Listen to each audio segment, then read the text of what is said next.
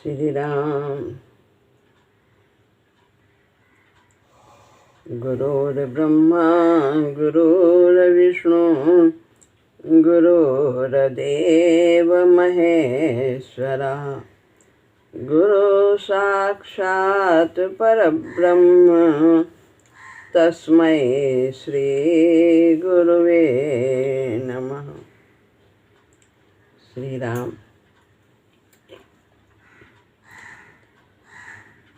श्रीमद् भगवद गीता अध्याय 3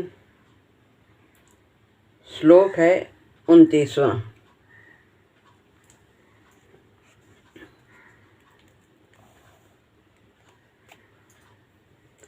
प्रकृतेर्गुण सम्मूढ़ः सज्जन्ते गुणकर्मसु तान् कृत्स्नविदो मंदान् कृत्स्नविन्न विचालयेत्।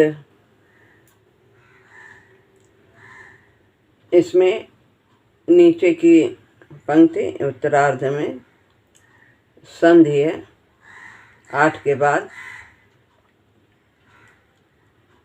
मंदा दा के बाद ना है आधा, दा तक 8 होता है तो आधे ना का दा पर बिंदी बन जाएगी और आगे कृष्ण विन न विचालियेत ये पढ़ा जाएगा।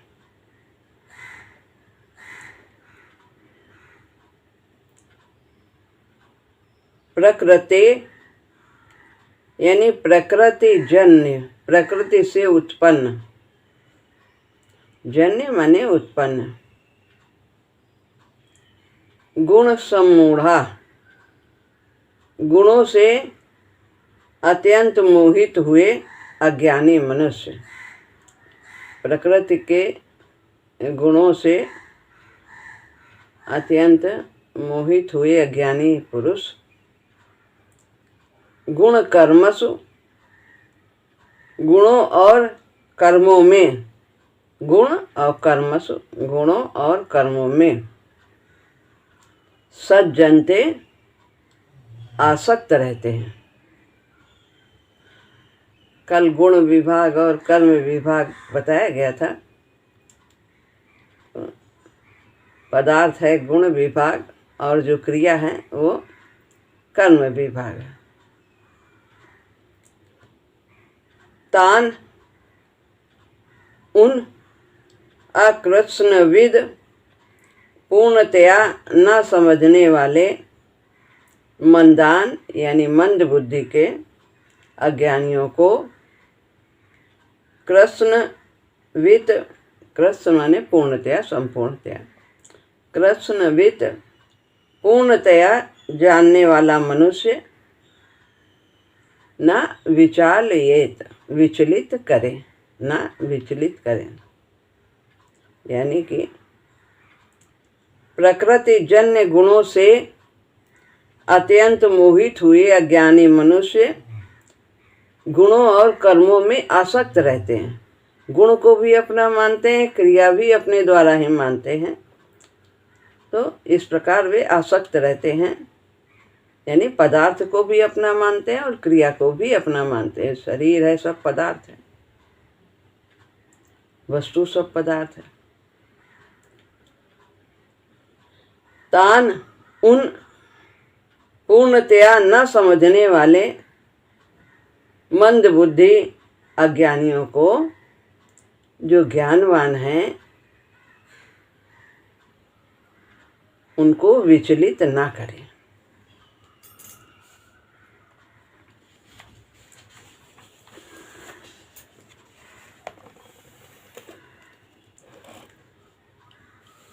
ये सत रज और तम। अब ऊपर की लाइन की व्याख्या करते हैं। प्रकृतेर गुण सम्मूढ़ा सज्जनते गुण कर्मसु। जो प्रकृति के गुण में आसक्त हैं और गुण में और कर्म में उनकी बात करते हैं। सत रज और तम ये तीनों प्रकृति जन्य गुण मनुष्य को बांधने वाले हैं। 3 गुण हैं सारी सृष्टि में, सब में ये तीनों गुण हैं। और जो इन गुणों को अपना मान लेता है, इन गुणों से प्रभावित होकर जो कार्य होते हैं, उन कार्य को स्वयं अपने द्वारा किया हुआ जानता है, मानता है, तो वो बंधन में बन जाता है। पिछली बार बताया कि गुण गुण में बरत रहे हैं। चेतन कुछ नहीं करता, पुरुष कुछ भी नहीं करता। पुरुष और चेतन एक ही बात है यहाँ पर। तो ये तीनों गुण बांधने वाले हैं। कैसे बांधते हैं? यह 14वें अध्याय में बताया है, 6ठे श्लोक से 8वें श्लोक तक, कि सत्गुण कैसे बांधता है। सत्गुण सुख और ज्ञान से बांधता है। हमने अच्छा कार्य किया, हम बड़े सुखी हो गए कि हाँ हमने इतना दान किया, इतनी सेवा किया, इतना किया और हम बड़े अच्छे हैं, बहुत सुख हैं, इसीलिए हम सुखी हैं। हम इस तरह से कार्य करते हैं। ज्ञान हो गया इसका भी कि हमको हर बात का ज्ञान है और हम इसीलिए अच्छे कार्य करते हैं। तो यह सब सुख, सुखी होना और ज्ञान होना, ज्ञान को अपना मानना, ये सत्वगुण इससे पुरुष को, मनुष्य को बांध लेता है। सत्वगुण होना अच्छी बात है, लेकिन उसका ज्ञान कि हम ऐसे हैं, हम बहुत सुखी हैं सत्वगुण के कारण, अच्छे कार्य के कारण, तो यह बंधन में बांध देता है। जैसे पलकें झपकती हैं, अपने को मालूम नहीं होता कि हमने कब किया, सांस ले रहे हैं कब, कैसे क्या कार्य किया। तो ये स्वाभाविक होना चाहिए, सत्वगुण में स्थित होना चाहिए मनुष्य को। तो सत्वगुण सुख से और ज्ञान से बांधता है। और रजोगुण बांधता है। ये कैसे बांधता है? ये कर्म की आसक्ति से बांधता है। रजोगुण बांधता है कि हमें तो यही कार्य करना है, ये बड़ा कार्य है, ये कार्य मैंने किया है। उसके कर्म से आसक्ति होती है और फल से आसक्ति होती है कि इस काम को करेंगे बड़ा कार्य तो ये फल मिलेगा, और ये कार्य भी मेरे द्वारा होगा और ये फल भी मुझे मिलेगा। तो कर्म और कर्म के फल से आसक्ति जब मनुष्य रखता है तो वह रजोगुण से बन जाता है। और तमोगुण से कैसे बनता है? तमोगुण से आलस्य है, प्रमाद है, निद्रा है, इस प्रकार की वृत्तियां तमोगुणी मनुष्य को बांध देती हैं। आलस्य है, इंद्रियों का उपयोग ही नहीं करते, शरीर मिला है नहीं करते, लेटे हैं, पड़े हैं। निद्रा है, ज़रूरत से ज़्यादा सो रहे हैं।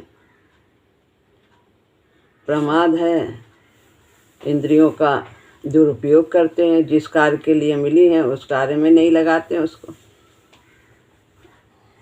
तो इस प्रकार सतोगुण सुख और ज्ञान से बांधता है।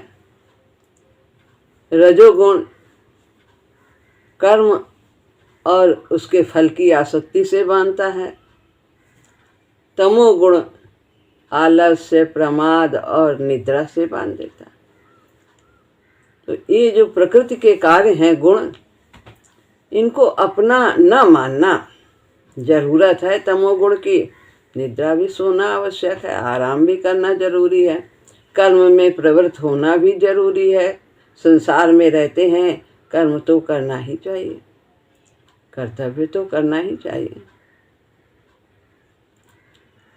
और सत्वगुण में स्थित होना चाहिए, अच्छे कार्य करना चाहिए, लेकिन इन्हें अपना नहीं मानना।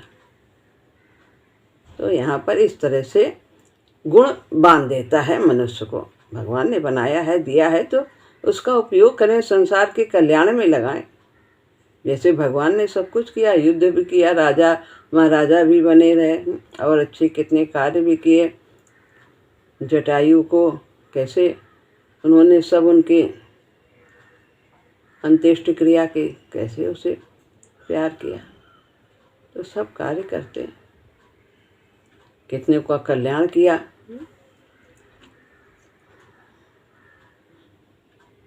अज्ञानियों का वर्णन है, मतलब जो प्रकृति जन्य गुणों से अत्यंत मोहित या बंधे हुए हैं उन्हें अज्ञानी कहते हैं। परंतु जिनका शास्त्रों में शास्त्र विहित शुभ कर्मों में तथा उन कर्मों के फलों में श्रद्धा और विश्वास है, उन्हें अज्ञानी का मतलब यहाँ पर बता रहे हैं कि शास्त्र में जो कार्य कहे हैं, निहित कर्म है, विहित कर्म है, वो बिल्कुल उन पर विश्वास करते हैं कि हाँ, इस कार्य को करने से ये फल मिलेगा, करना चाहिए।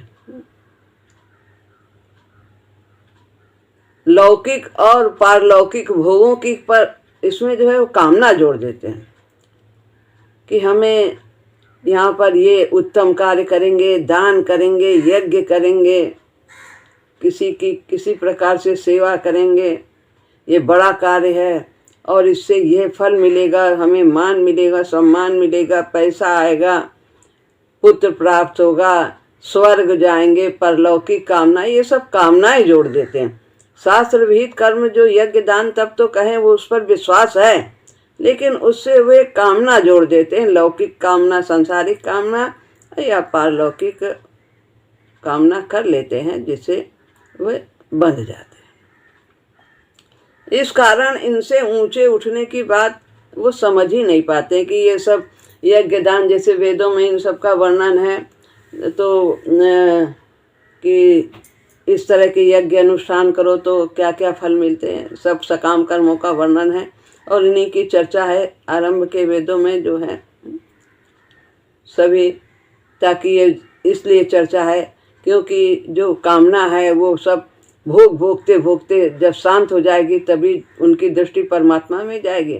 सभी एकदम से आरंभ से परमात्मा की ओर वृत्ति नहीं बना पाते हैं, तो इसलिए उनका वर्णन है। भोगते जब थकियारा त्राय त्राय मन उठी पुकार, लेकिन वो उसी में लगे रहते हैं, उसके आगे वे सोच भी नहीं पाते हैं। जो सांसारिक दृष्टि वाले हैं, बस इन्हीं को करो और ये पाओ, लौकिक वस्तु पाओ और पारलौकिक लोकों ऊंचे लोकों में जाओ। यहाँ तक कि ब्रह्मा तक के लोग जो है वो पुनरावर्ती है, वहाँ से जा करके भी आना पड़ता है। लेकिन परमात्मा का जो धाम है, परम धाम, वहाँ जाकर ही शांति मिलती। तो ये जो कामना है उनके अंदर, कार्य तो सब शास्त्र विहित शास्त्र निहित करते हैं, लेकिन कामना के कारण उन्हें अज्ञानी कहा गया। जो कामना है लौकिक और पारलौकिक। तान कृष्ण विदो मंदान, इसका अर्थ बताते हैं। अज्ञानी मनुष्य शुभ कर्म तो करते हैं, पर करते हैं नित्य निरंतर न रहने वाले नाशवान पदार्थों की प्राप्ति के लिए। अच्छे कार्य तो करेंगे, दान यज्ञ आदि करेंगे, उपासना करेंगे, भजन करेंगे, लेकिन हमारा ये काम बन जाए, फिर वो काम बन जाए, कामना की लिस्ट समाप्त नहीं होती। उन्हीं को पूरा करने में ये सब शास्त्र विहित कर्म करते रहते हैं। नित्य निरंतर ना रहने, हमेशा ना रहती। ये कोई भी जो भी सांसारिक पदार्थ हैं उनकी कामना यदि हम करते हैं तो वो हमें हमारे साथ कितना रहते हैं, या हम उन्हें छोड़ देते या वो हमें छोड़ देते, या हमारा शरीर छूट जाता है या तो फिर वे हमसे अलग हो जाते हैं। हमेशा तो रहते नहीं भोग, या शरीर की इंद्रियां जवाब देती हैं उनको ग्रहण करने में। धन आदि प्राप्त पदार्थों में वे ममता रखते हैं और अप्राप्त पदार्थों की कामना करते हैं। जो है उससे तो उसे मेरा मेरा कहते हैं, और जो नहीं है अभी और चाहिए उसके लिए कामना करते हैं। उम्रे दराज मांग के लाए थे 4 दिन और 2 आरजू में कट गए और 2 इंतजार में, 2 इच्छा करने में हो गए, चाहिए क्या क्या, और 2 अब मिल जाएगा, अब मिल जाएगा, जैसा जीवन समाप्त हो जाता। जो आए थे करने वही ना किया, और सामा जुटाता रहा ठाठ का। आसमां फट पड़ा जब पड़ी ठोकरें, अहम मोह बिखरा हृदय पाठ का। और धोबी के कुत्ते से दुर्गत हुई, न घर का हुआ न किसी घाट का। कफन बांध सिर तब पुकारा प्रभु को, होश आता रहा जोश जाता रहा। तो भैया जी ने भजन लिखा, मोह की तान चादर यूं सोते रहे। तो इस प्रकार ममता और कामना से बंधे रहने के कारण वे गुण यानी पदार्थ और कर्मों को के तत्व को पूरी तरह से नहीं जान पाते, क्योंकि उनके अंदर नाशवान चीज़ों के प्रति आसक्ति है, कामना है। इसलिए वो उन्हें तत्व से नहीं जान पाते, उन्हीं को सब कुछ समझते हैं कि ये पदार्थ, ये शरीर, ये वस्तुएं, यही सत्य है।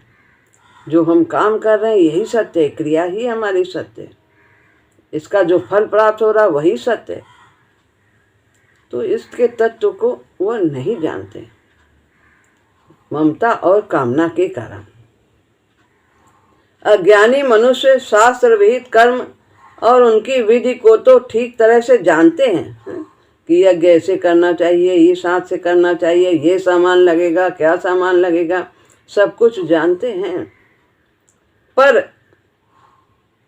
विधि तो जानते हैं, पर गुण और कर्म को तत्व से नहीं जानते हैं। गुण विभाग और कर्म विभाग को तत्व से नहीं जानते। क्या नहीं जानते कि ये सब ये प्रकृति के तत्व हैं, ये प्रकृति के कार्य हैं, ये आत्मा के कार्य नहीं है, ये प्रकृति का तत्व है। पदार्थ अपरा प्रकृति का तत्व है और क्रिया भी इन्हीं के द्वारा हो रही है, गुण के द्वारा हो रही क्रिया। वो ये नहीं जानते। विधि विधान तो बहुत जानते हैं, लेकिन गुण विभाग यानी पदार्थ को और कर्म विभाग यानी क्रिया को वो तत्व से नहीं जानते। ये कौन कर रहा है, ये किसके द्वारा हो रही है, तो ये प्रकृति के कार्य को स्वयं का कार्य मान लेते हैं। यही तत्व से ना जानना है।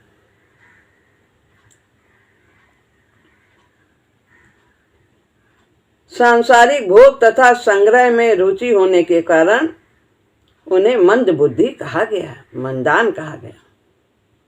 कि इतना उत्तम शरीर पा करके, मनुष्य शरीर पा करके, और उसको विषयों में ही सब लगा दिया। विषय मोह ममता में मन को रमा के और चले हो विमुक्त हरि नाम के। न हो यदि मिलन पा के नर योनि हर से, और धरनी धाम सुत लोक किस काम के। जिससे हम हीरा जैसा परम तत्व पा सकते हैं, उसको कौड़ियों के मूल्य कंकड़ पत्थर बटोरने में ही गंवा देते। कृष्ण विन न विचालियेत। अब बताते हैं कि उन्हें विचलित ना करें जो ज्ञानी हैं। गुण और कर्म विभाग को जो तत्व से जानते हैं, जो ज्ञानी हैं, कामना से रहित हैं, ममता से रहित हैं, उन ज्ञानी पुरुष को चाहिए कि वो पूर्ण वर्णित यानी सकाम कर्म, शुभ कर्मों में लगे हुए, सकाम शुभ कर्म तो करते हैं, लेकिन कामना के कारण वे फिर भी बंध जाते हैं। शुभ कर्मों को करने में वे लौकिक कामना करते हैं, भगवत प्राप्ति की उद्देश्य नहीं होता। अज्ञानी पुरुषों को शुभ कर्मों से विचलित ना करें। जो ज्ञानी हैं, करते हैं वो कर्म ये ना कहें कि तुम ये सब दान करते हो, गलत करते हो, और तुम कामना करके करते हो, ये बेकार है, तुम्हारा यज्ञ बेकार है, करना ये सब बेकार है, सेवा करना बेकार है, क्योंकि तुमने अदले की बदले की भावना से कार्य किया है, तो ये सब बेकार है। ऐसा कहने से तो वो ये शुभ कर्म करना ही बंद कर देंगे, करेंगे ही नहीं। कि अरे जब सब बेकार है, बंध जाएंगे तो करने से फायदा क्या, तो शुभ कार्य छोड़ देंगे। यही उनको विचलित ना करें, वरन उनमें क्या करें कि जो उनके अंदर वो सकामता है उसको निकालने का प्रयत्न करें, उसमें उनको उद्देश्य सही बताएं कि क्या उद्देश्य करके ये करना चाहिए, तो वो भी मिल जाएगा, लौकिक भी हो जाएगा और पारलौकिक भी बन जाएगा। तो जिससे वे मंद बुद्ध पुरुष अपनी वर्तमान स्थिति से नीचे ना गिरें। यदि हम उनको बताएंगे ये सब बेकार है, तुम सब कामना करके करते हो, सब करना बेकार है और बंधन में बन जाओगे, तो वो कार्य ही करना बंद कर देंगे, शुभ करना ही कार्य करना बंद कर देंगे। भगवान ने तत्वज्ञ महापुरुष को 25वें श्लोक से स्वयं कर्म करने की तथा 26वें श्लोक में पद से अज्ञानी पुरुषों से वैसे ही कर्म करवाएं, ये बताया। स्वयं करें और निष्काम भाव से, और दूसरों को भी ऐसा बताएं कि ये सब विहित कर्म शास्त्र विहित तो करना ही चाहिए, लेकिन कैसे करना चाहिए ये उन्हें बताएं। परंतु यहाँ भगवान ने न विचार लिए तो पदों से वैसी आज्ञा न देकर मानो उनमें कुछ ढील दे दी है कि ज्ञानी पुरुष अधिक नहीं तो कम से कम अपने संकेत, वचन और क्रिया से अज्ञानी पुरुष को विचलित ना करें। ऐसी कोई बात ना कहें कि उनके अंदर शुभ कर्म ही करना उनका बंद हो जाए, त्याग दें उसे।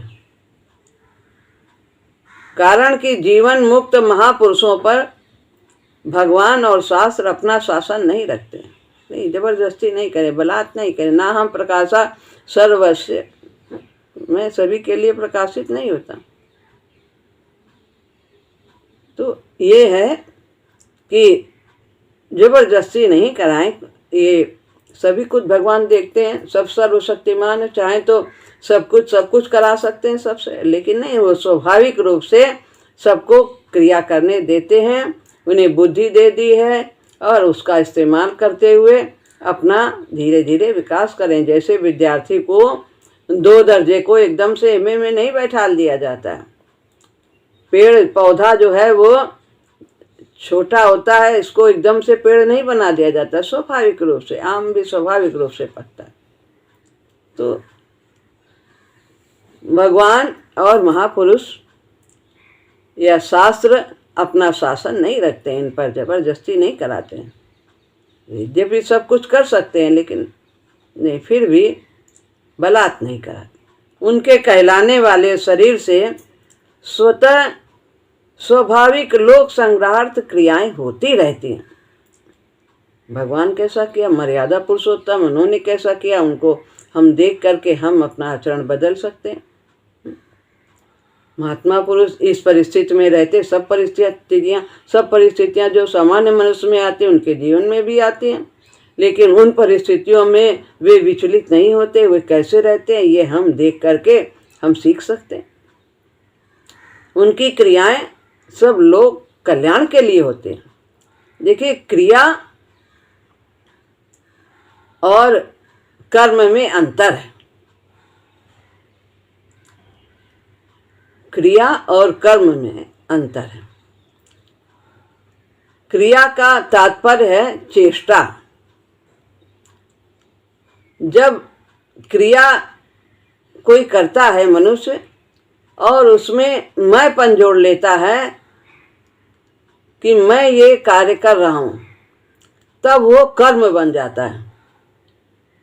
और जब मैंपन नहीं रहता है, केवल चेष्टा होती है शरीर द्वारा, तो वो कर्म नहीं कहलाता। कर्म का तात्पर्य है सकाम कर्म। तो ये फिर बंधन का कारण हो जाता है। तो क्रिया जो ज्ञानी पुरुष हैं वो बताया है 18वें अध्याय के इसमें 14वें श्लोक में, वो जानते हैं कि जो कार्य हैं उनके 5 कारण हैं। 5 कारणों से कार्य होते हैं, जीव नहीं करता। अधिष्ठानम तथा कर्ता। अधिष्ठान यानी शरीर करता है, ये पूरा शरीर है। और कर्ता जिसने कि जीव ने अहंकार का संबंध अपने से जोड़ लिया, वो कर्ता बन जाता है। और करण कैसे कर्म होते हैं? ये करण, ये शरीर है, इंद्रियां हैं, मन है, बुद्धि है, ये सब साधन हैं, इनके द्वारा कर्म होते हैं। जीव है ही नहीं इसमें कहीं, ये सब जड़ पदार्थ के तत्व हैं। अधिष्ठान शरीर भी और कर्ता भी, जो अहंकार है वो अपने को करने वाला मान लेता है, ये भी जड़ पदार्थ है। करण भी, ये इंद्रियां, मन, बुद्धि आदि ये सब साधन है शरीर में, तो इनके द्वारा कर्म होता है। और चेष्टा, विविध चेष्टा होती है। जो इंद्रियां हैं, हाथ पैर आँख कान नाक, इनके द्वारा चेष्टा होती है, इसलिए कर्म होता है। खाली इंद्रियां देखने के लिए नहीं, इनके द्वारा देखने का कार्य होता है, सुनने का कार्य होता है, बोलने का कार्य होता है, कार्य करने का कार्य होता है, ये सब चेष्टाएं होती हैं। इस तरह से कर्म होते हैं। और फिर पांचवा है संस्कार। तो संस्कार है जिस तरह के पिछले जन्मों के लेकर आया है, उन्हीं के हिसाब से वो कर्म करता है, वैसे ही उसकी भावना होती, वैसे ही गुण प्रधान होते हैं। तो वो जो ज्ञानी है वो ये सोचता है कि अधिष्ठान शरीर, कर्ता अहंकार, करण इंद्रियां आदि और चेष्टाएं इनके द्वारा होती हैं, और फिर संस्कार, ये इन सब के द्वारा ही कर्म होते हैं। चेतन कुछ भी नहीं करता है, इसलिए वो बंधन में नहीं बनता। तो ये कर्म और क्रिया दोनों में अंतर है। तो कर्म कब बन जाता है? जब मनुष्य क्रिया को स्वयं करने वाला मान लेता है तो वो कर्म कहलाता है, और यदि वो नहीं मानता तो वो केवल चेष्टा मात्र रहती है, और वो सारे कार्य लोक संग्रह के लिए होते रहते हैं। मनुष्य बंधन में नहीं बनता है। चेष्टा तो होगी ही, शरीर है तो कर्म तो करेगा ही, देखेगा, बोलेगा, खाएगा, पिएगा, कार्य करेगा, जीवन यापन के लिए करेगा, लेकिन उनको सबको स्वयं का करने वाला नहीं मानता। प्रकृति में प्रकृति द्वारा कार्य हो रहा।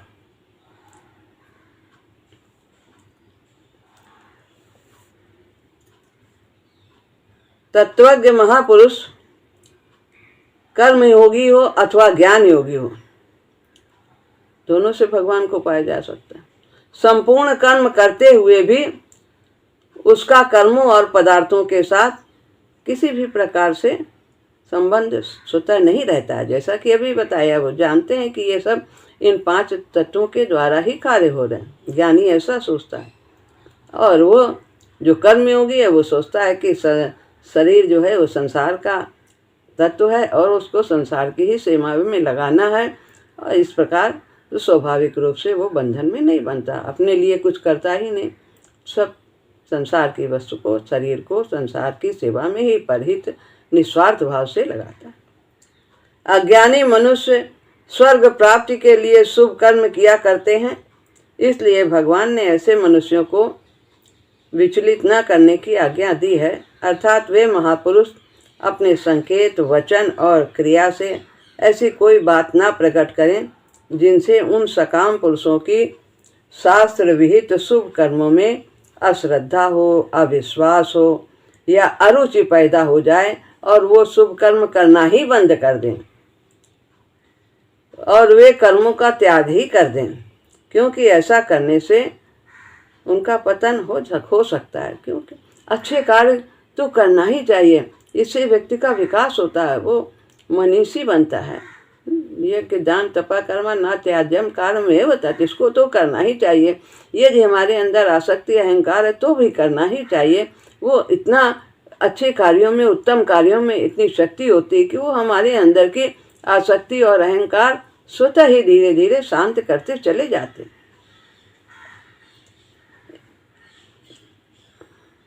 क्योंकि ऐसा करने से उनका पतन हो सकता है, इसलिए ऐसे पुरुषों को सकाम भाव से विचलित करना है। क्या करना है?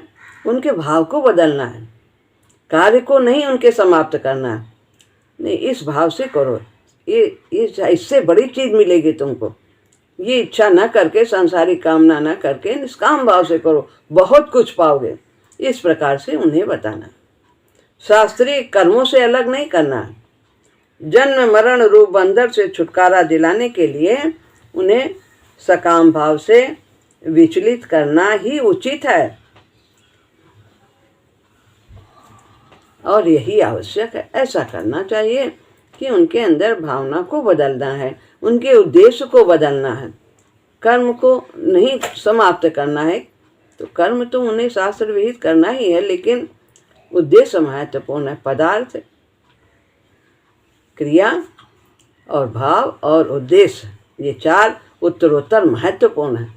पदार्थ महत्वपूर्ण, पदार्थ तो सब संसार में है, जितना कुछ है सब जड़, ये सब पदार्थ है। शरीर को लेकर बाकी बाहर की सब वस्तुएं, जितना भी कुछ हम देख रहे हैं सब पदार्थ है। पदार्थ का हमें उपयोग करना है, सदुपयोग करना है, क्रिया करनी है। खाली पदार्थ मिल गया और इसका हम उपयोग ना करें तो बेकार है। इसका हमें उपयोग करना है, लेकिन कैसे उपयोग करना है, भाव कैसा होना चाहिए, भगवत भाव होना चाहिए। तो भाव हमारा उच्च होना चाहिए कि ये भगवान का ये सब कुछ है, प्रभु का संसार है, प्रभु सर्वशक्तिमान है, हमारे अंदर भी वही है, उन्हीं के द्वारा क्रिया और बाहर भी सब कुछ उन्हीं का है। तो ये भाव होना चाहिए, अपनापन नहीं होना चाहिए। और उद्देश्य जो हम क्रिया करते हैं, पदार्थ क्रिया आदि, तो उसका उद्देश्य क्या होना चाहिए, सकामता नहीं होनी चाहिए।